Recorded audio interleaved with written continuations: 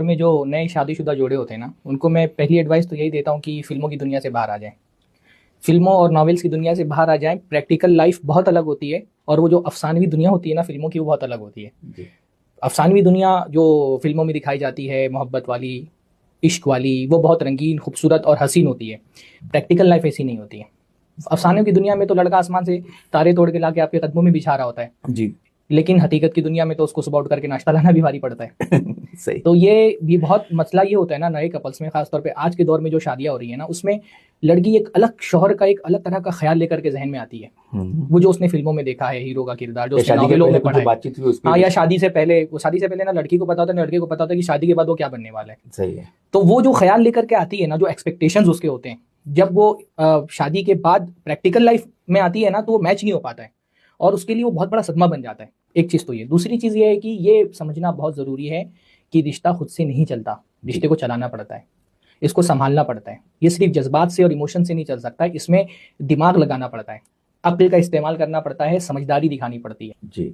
आपने जो कहा ना कि शुरुआत में देखिए, पहले क्या है, शादी के ना, शादी के बाद जो पहला मरहला होता है ना, जो एक वो हनीमून पीरियड जिसको बोलते हैं, वो तो बहुत खूबसूरत होता है। जी। 3 4 5 महीने, 1 साल तक के भी बहुत अच्छा लगता है एक दूसरे के साथ में। आसमान रंगीन होता है, सितारे टिमटिमा रहे होते हैं, चांद रोशन होता है, सब कुछ बहुत अच्छा लग रहा होता है। लेकिन वो हनीमून पीरियड जो है ना, वो हमेशा नहीं चलता। वो मोहब्बत, इश्क, इजहार, वो हमेशा नहीं रहता है। आहिस्ता आहिस्ता वो धीमा पड़ता है और उस हनीमून पीरियड के ख़त्म होने के बाद डिस्प्यूट वाला पीरियड शुरू होता है। जी। जहाँ एक दूसरे के इख्तिलाफात सामने आते हैं, हम्म। एक दूसरे के डिफरेंसेस सामने आते हैं और वहीं पर कॉन्फ्लिक्ट शुरू होता है। यही वो मरहला होता है जहां आपको रिश्ते को संभालना होता है। ये 6 महीने 1 साल के बाद शुरू होता है। वो जो कॉन्फ्लिक्ट वाला पीरियड है, जहां पे आप एक दूसरे के साथ इख्तिलाफात सामने आए हैं, नजरियात नहीं मिल रहे हैं, ये 1 2 साल तक का मरहला रहता है, खासतौर पे जब तक बच्चे नहीं पैदा होते हैं तब तक के। जी। उस दरमियान में अगर आप रिश्ता संभाल ले गए ना, तो उस पीरियड के बाद शुरू हो जाता है अंडरस्टैंडिंग वाला पीरियड। ऐसा। अंडरस्टैंडिंग का मतलब मियाँ बीवी एक दूसरे को बर्दाश्त करना सीख जाते हैं। ये थोड़ी सी बात अजीब लगेगी, जिनका ट्रेनिंग हो निकाह जाती नहीं हुआ है, खासतौर पे जो इश्क मोहब्बत की कहानियां सुनते हैं ना, उनको लगता है हमारा उनका मिजाज तो बहुत मिलता है, हमारे साथ ही मसला कभी नहीं होने वाला। लेकिन ये शादीशुदा जिंदगी की एक बहुत कड़वी हकीकत है कि किसी न किसी हद तक दोनों एक दूसरे को बर्दाश्त करते हैं, कहीं ना कहीं बर्दाश्त करना पड़ता है।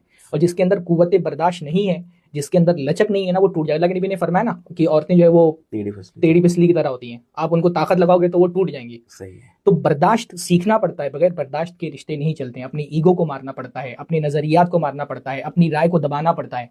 और ये किसी एक तरफ से नहीं होता है, ये दोनों तरफ के लोगों को करना पड़ता है। ये कभी लड़के को भी करना पड़ता है, कभी लड़की को भी करना पड़ता है। बल्कि हमारी सोसाइटी का जो हाल है, उसमें कभी कभी सोसाइटी की वजह से दोनों को करना पड़ता है। जी। तो ये जो बर्दाश्त सीख लेता है, जब जिस चीज में लचक होती है ना, वो टूटता नहीं है। तो रिश्ते को संभालने के लिए एक दूसरे के अंदर लचक लाना जरूरी है, एक्सपेक्टेशंस कम करना जरूरी है, शौहर को